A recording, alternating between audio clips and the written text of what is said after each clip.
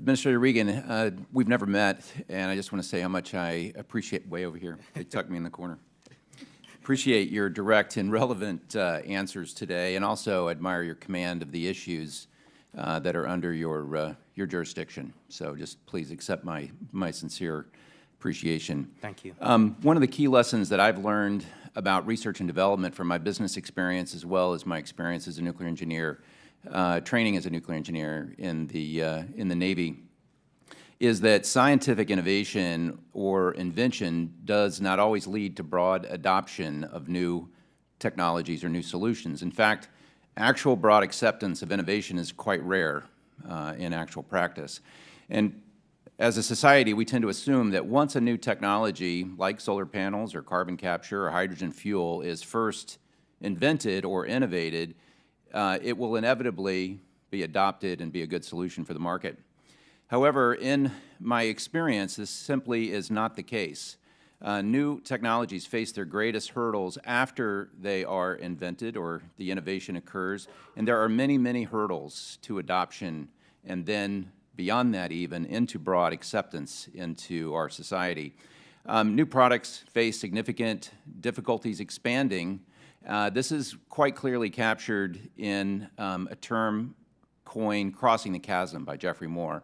There's a number of excellent scientific studies on the cycle of innovation adoption that have been done for many, many decades. So I hear from my colleagues across the aisle that every regulatory action by the EPA is urgent and necessary to save the planet. But I would urge you to place an even higher emphasis on a priority to stop impoverishing working families through higher energy costs. In my state of New York, extremist environmental policies have rapidly driven up energy costs for ratepayers. It's a regressive tax that is unfair, sir.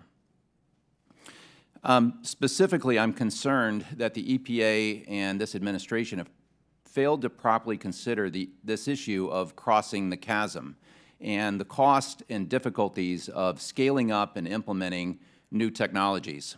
Take the proposed Section 111 rule that EPA released earlier this year.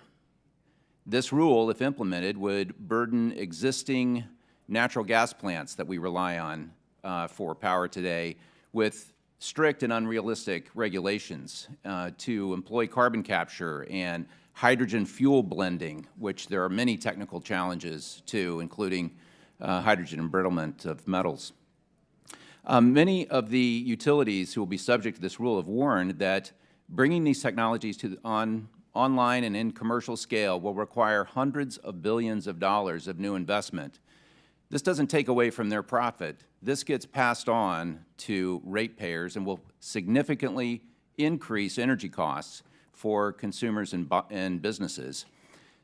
So under your leadership, is the EPA and the mandating of these massive technology investments by utilities, are you accounting for the rapid rise in energy costs to all Americans? Well, all of the technology standards that we propose do take economics into consideration. I think that affordability and reliability, along with the technical availability, is what we are discussing. And I think we proposed a rule. We've received a lot of comments. In the past 2 to 3 weeks, I've met with multiple utility CEOs. I've met with, my team has met with grid reliability experts. Congressman Bill Johnson convened a very productive conversation around these very topics. The proposal is just that, and we will continue to evaluate the comments that have come in, engage with industry, our ratepayers and others, and hopefully the final rule will reflect something that is ambitious but also doable. In the folks that you listed that were at the table, I don't hear strong representation, except through elected members like myself, of the helplessness that working families feel for forces that are being put upon them, costs that are being put upon them, quite honestly, sir, by your agency and the mandates that you require that are simply unaffordable. It's literally impoverishing working families. please respond if you like, but my time has expired, so. Well, I'd just like to say that I think Congressman Bill Johnson did an excellent job representing that constituency and bringing people to the table that my staff met with. We are meeting and talking with everyone because we understand the impact of the work that we do. Thank you, sir. Appreciate it. Ms. Carroll.